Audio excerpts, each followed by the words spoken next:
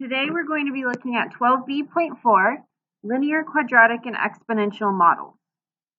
So to start out, we're going to talk about the difference between linear, quadratic, and exponential.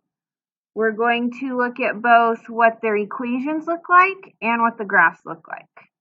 So for a linear one, this is our y equals mx plus b, where m is our slope, b is our y-intercept. And for the picture, it has the formation of a straight line. For quadratic, this is our y equals ax squared plus bx plus c. And this has the formation of a parabola. So you'll probably see a point with another couple points, and those reflected on the other side. For exponential, this is going to be of the format y equals a times b to the x. X is in our exponent. B is how we're changing. So say we're constantly multiplying by 2. This would be 2 to the x, and a is our first term. And this will have a formation as such. It kind of looks like a J. So let's go ahead, and now that we've looked at the equations and the graphs, I'm going to give you a couple different sets of coordinates to graph, and I want you to see which model is most appropriate. So go ahead and let's do A. Write down the directions and the question.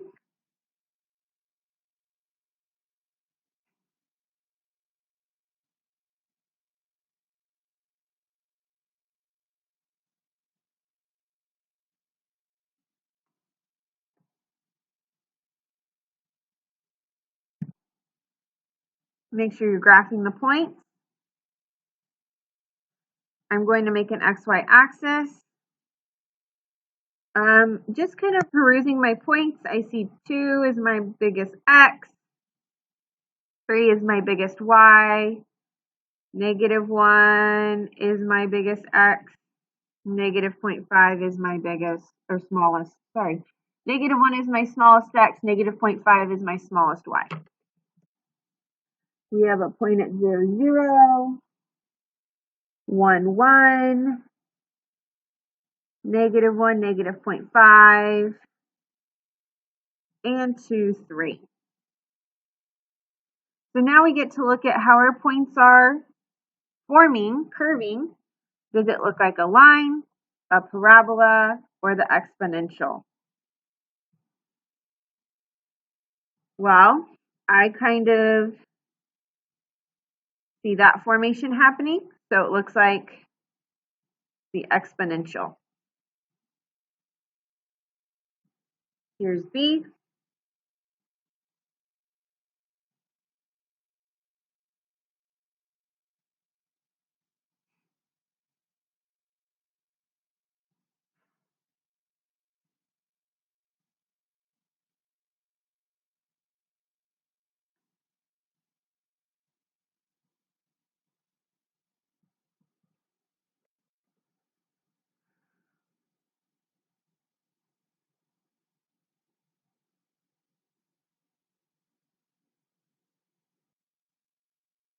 For B, our smallest x is -2. Our biggest x is 1. Our smallest y is 3. And our biggest y is 11. I have a point at -2, 11, -1, 5, 0, 3, 1, 5. And we see that our curve is coming down and going back up. This is a quadratic. A quadratic model would be best.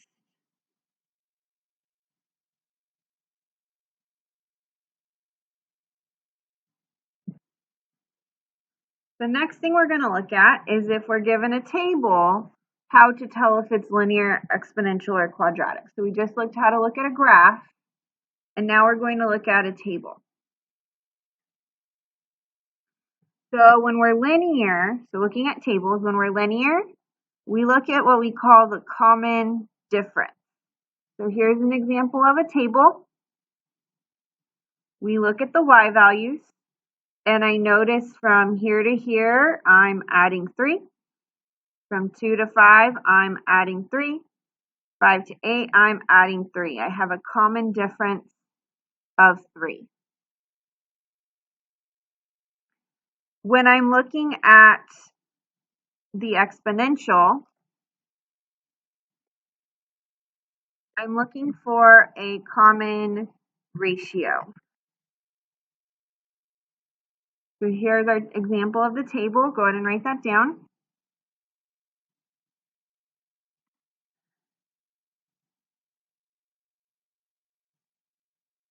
From 0.25 to 0.5, we're timesing by 2. From 0.5 to 1, timesing by 2. And from 1 to 2, I'm timesing by 2. So for the ratio, we look at how we're multiplying or dividing. For the difference, we're looking at how we're adding or subtracting. Now the quadratic is a little different. So go ahead and write the quadratic one down.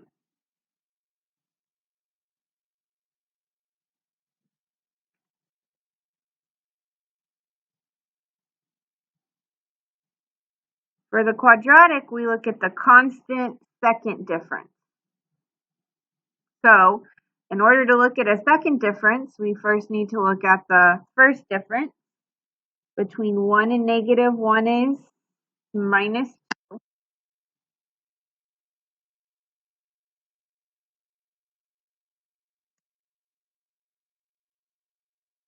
Between negative 1 and 1, we added 2. Between 1 and 7, we added 6. And between 7 and 17, we added 10. Now, I look at my second difference. The difference between 2 and negative 2 is we added 4. 2 and 6, we added 4. 6 and 10, we added 4. So we looked at the first difference, and then we looked at the second difference. And note that this one is constant, so that's what makes it quadratic. Here are 2 examples. I want you to write down the directions and the example.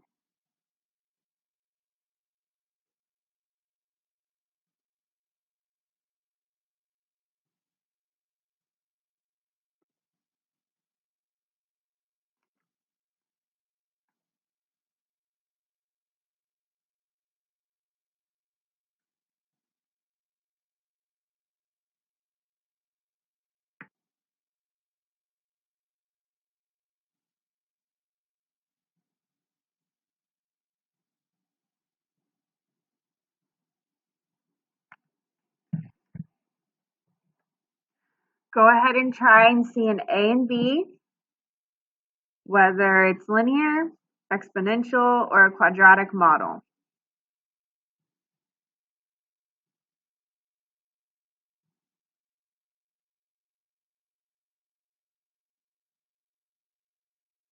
If you need more time, you can pause the video.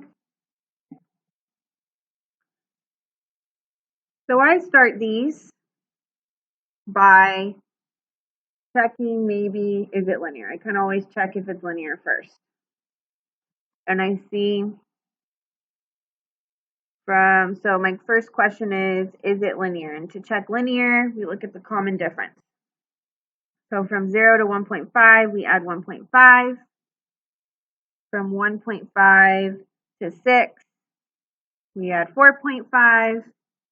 From 6 to 13.5, we add 7.5. From 13.5 to 24, we add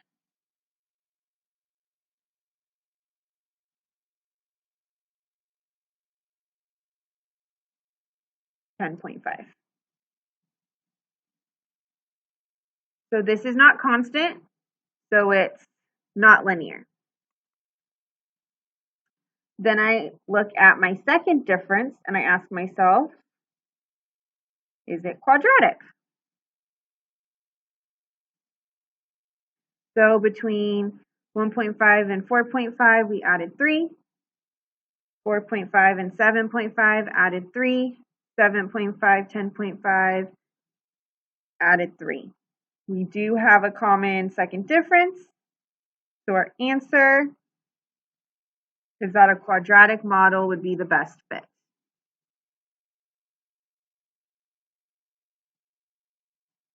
If we wanted to find the equation, we know how to do that using our y equals ax squared plus bx plus c and using a system of equations. So we could find the equation for this one.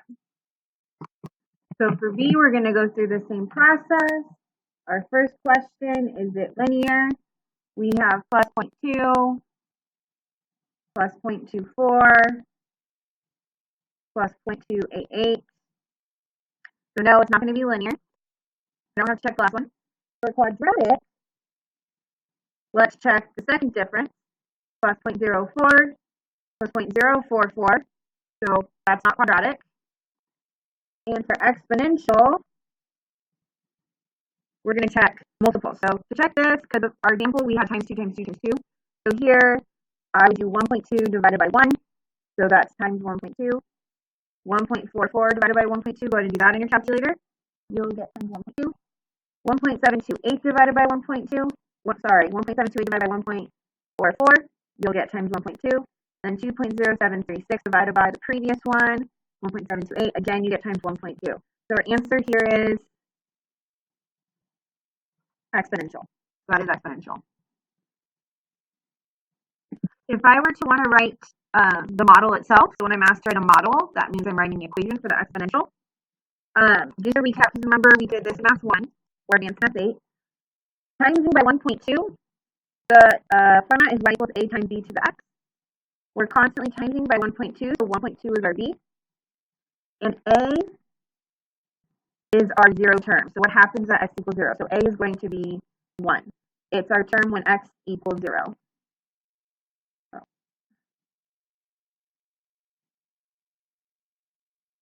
So again, it's going to be 1 because that's our y value when x equals 0. So our model would be y equals 1. We don't have to write the 1 times 1.2 to the x power. Now, these will work very nicely. If you notice, plus 3 plus 3 plus 3 times 1.2 times 1.2 times 1.2 times 1.2. When we're working with real world data,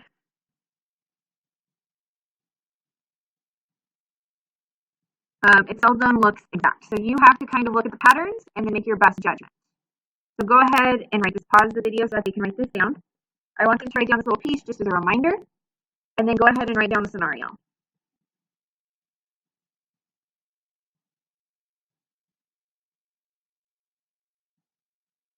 Now that you've written it down, we have to figure out what represents the best. So we're just looking for the best. So what that means is it may not be exact. So let's look at this table. The table shows the annual income of a small theater company. Which type of function best models the data? Again, there's that word best. We're looking for which is the best fit. We're going to write an equation to model the data. Again, I just start with linear. Is this linear? So go ahead and subtract these. So our question is it linear?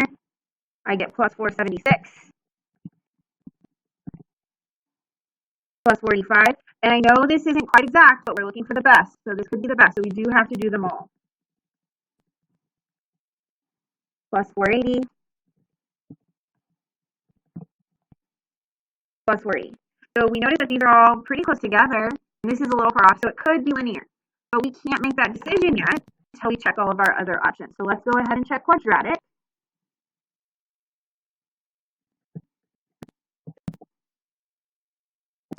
So this is plus 9 minus 5 plus 0. If I were to just look at linear and quadratic, do we have a better constant first distance? Would that be our best option, or a constant second?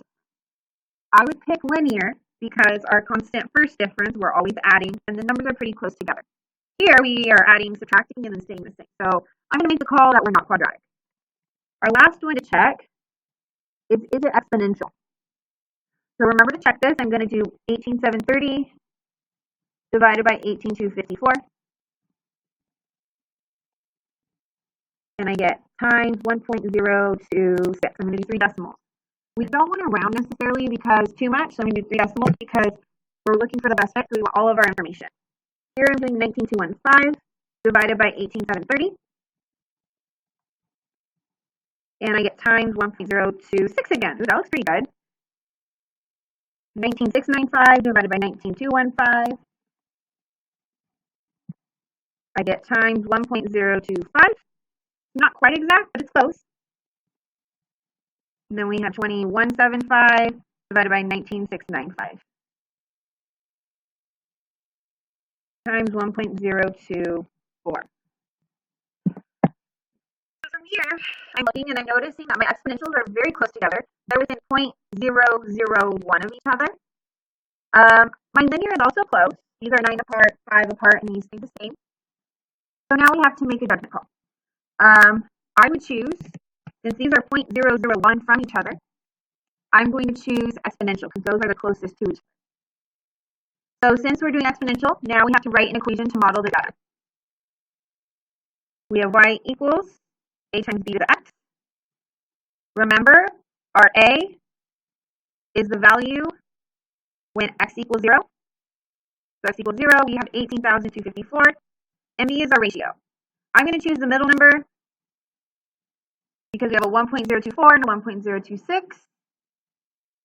So my model would be y equals 18,254 times 1.025 to the x power. So our answer is that it's exponential. Let's go ahead and write a little sentence about why we said that. The best model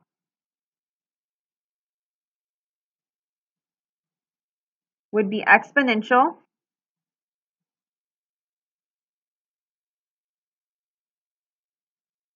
because the values are 0.001 apart.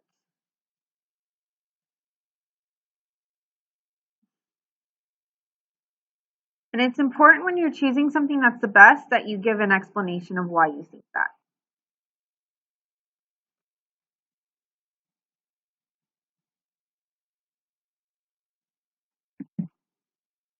And so this is our lesson on quadratic, linear, and exponential data.